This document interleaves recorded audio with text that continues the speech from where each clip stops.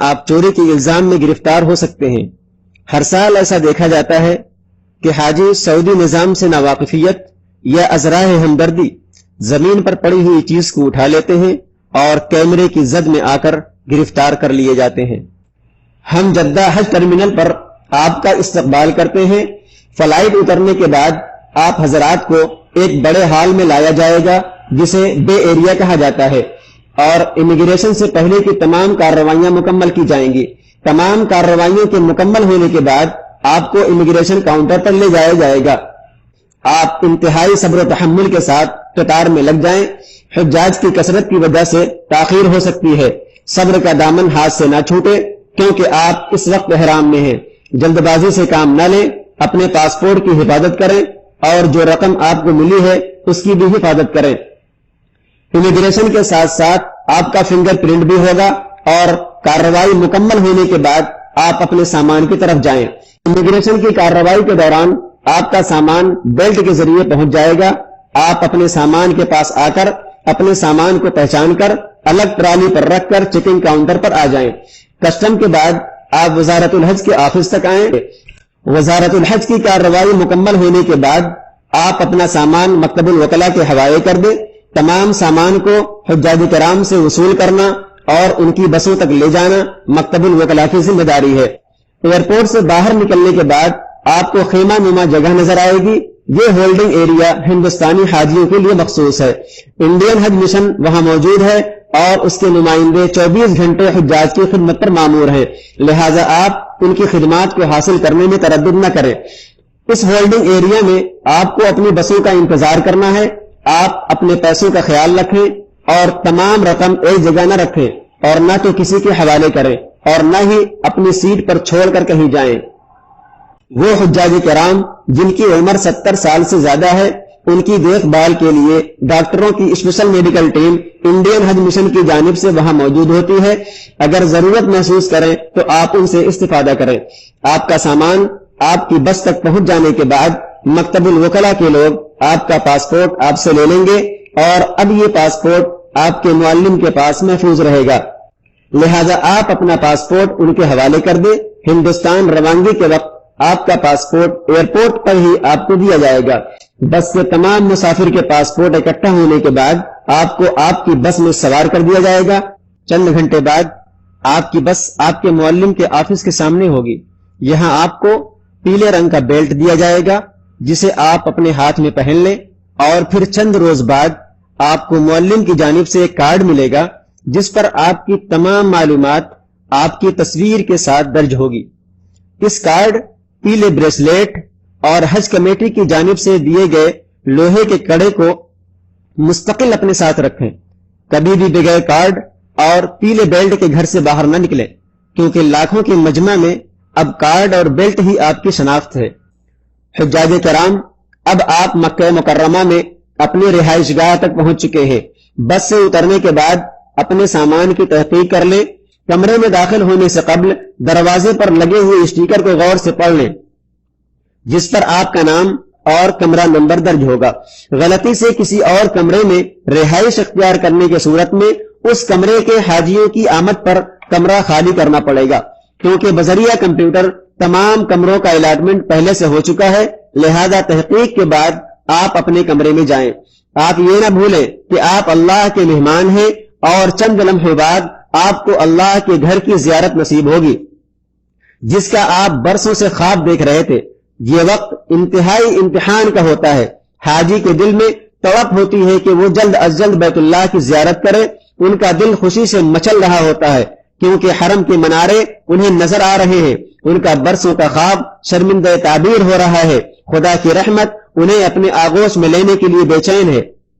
لہذا اگر خدا نخواستہ آپ کسی پریشانی میں مبتلا ہیں اور آپ کو واقعتاً شکایت ہے تو کم از کم اس وقت تک صبر سے کام لیں جب تک آپ حالت احرام میں ہیں۔ عمرہ ادا کرنے کے بعد آپ اطمینان سے ہندوستانی حج آفس یا اس کی برانچ جو آپ کی عمارت سے قریب ہو جا کر اپنی شکایت درج کرا سکتے ہیں اور مطالبات کو رکھ سکتے ہیں۔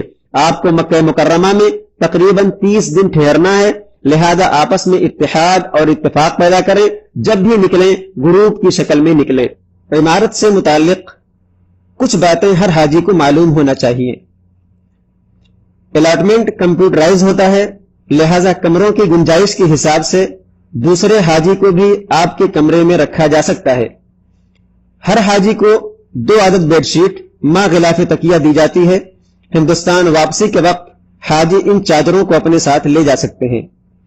ہر 12 حاجیوں کے لیے ایک حمام کی سہولت ہوتی ہے۔ ہر مطبخ میں ایک چولہا ہوتا ہے۔ گیس 2 بار مفت مہیا کی جاتی ہے۔ ہر مطبخ میں یعنی ہر کچن میں ایک فریج ہوتا ہے اور ہر فلور پر ایک واٹر کولر کی سہولت ہوتی ہے۔ عزیزیہ کی عمارتوں میں ہر 30 حاجیوں پر ایک مطبخ ہوتا ہے۔ واضح رہے کہ حرم کے اطراف گرین کی عمارتوں میں کچن کی سہولت موجود نہیں ہے۔ اسی طرح مدینہ منورہ کی عمارتوں میں بھی کچن کی سہولت موجود نہیں ہوتی۔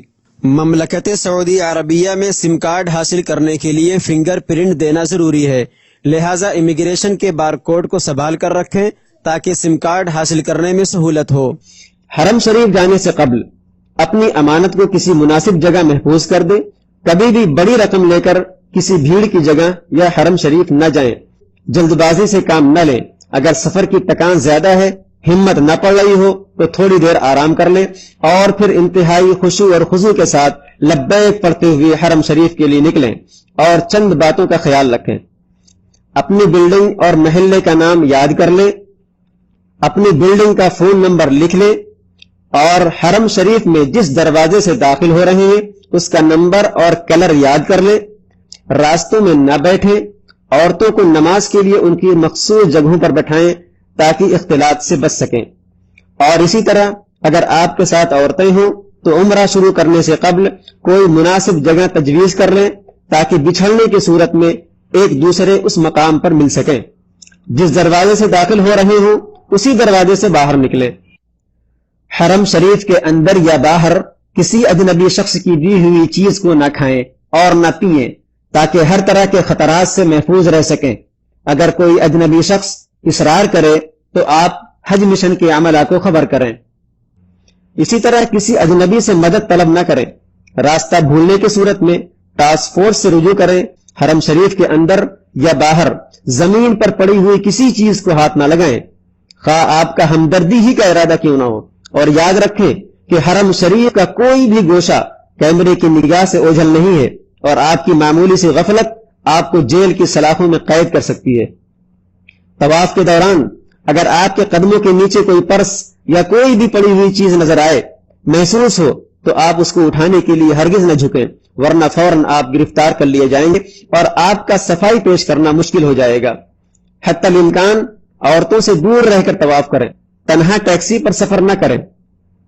عورتوں کو بعد میں سوار کریں اور پہلے اتاریں۔ عمرے سے فارغ ہونے کے بعد اپنی عمارت پر تشریف لے آئیں اور مکہ مکرمہ کے قیام کے دوران چند باتوں کا خیال رکھیں۔ اپنی عمارت میں صفائی کا خیال رکھیں، اپنے مخصوص کمرے ہی میں قیام کریں اور اسی طرح خود سے کمرہ یا عمارت تبدیل نہ کریں۔ کسی اجنبی کو اپنے کمرے میں جگہ نہ دیں۔ عمارت میں لگی ہوئی نوٹس کو پڑھتے رہیں۔ لفٹ میں اس کی گنجائش سے زیادہ لوگ سوار نہ ہوں۔ اگر لفٹ درمیان میں رک جائے تو الارم کا بٹن دبا کر مدد طلب کریں۔ اگر بلڈنگ میں آگ لگ جائے تو فوراً حارس کو خبر کریں۔ اسی طرح عمارت میں آگ لگنے کی صورت میں آپ لفٹ کو استعمال نہ کریں۔ کچن یعنی مطبخ میں گیس کو استعمال کے بعد بند کر دیں۔ اگر گیس کی بو محسوس ہو تو ایسی صورت میں اسے استعمال نہ کریں بلکہ حارس کو خبر کریں۔ اپنے کمرے میں کھانا نہ پکائیں۔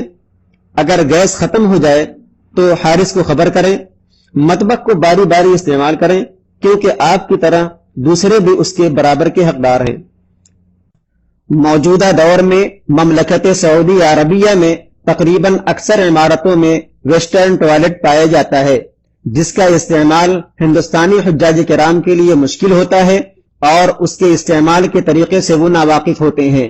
لہذا اس مجبوری کو مد نظر رکھتے ہوئے حجاج کرام اس کے استعمال کا طریقہ معلوم کر لیں تاکہ کسی طرح کے حادثے سے محفوظ رہیں۔ ویسٹرن ٹوائلٹ پر بالکل اسی طرح بیٹھیں جس طرح کرسی پر بیٹھا جاتا ہے، یعنی دونوں پیر زمین پر ہوں۔ کرسی پر پیر رکھ کر نہ بیٹھیں کیونکہ کرسی ٹوٹ سکتی ہے اور آپ کو نقصان ہو سکتا ہے. اسی طرح پیر پھسلنے کا بھی زبردست اندیشہ ہے. ویسٹرن ٹوائلٹ کے غلط استعمال کی وجہ سے کبھی کبھی حادثہ ہو جاتا ہے، لہذا احتیاط کریں. فلش استعمال کرنا نہ بھولیں.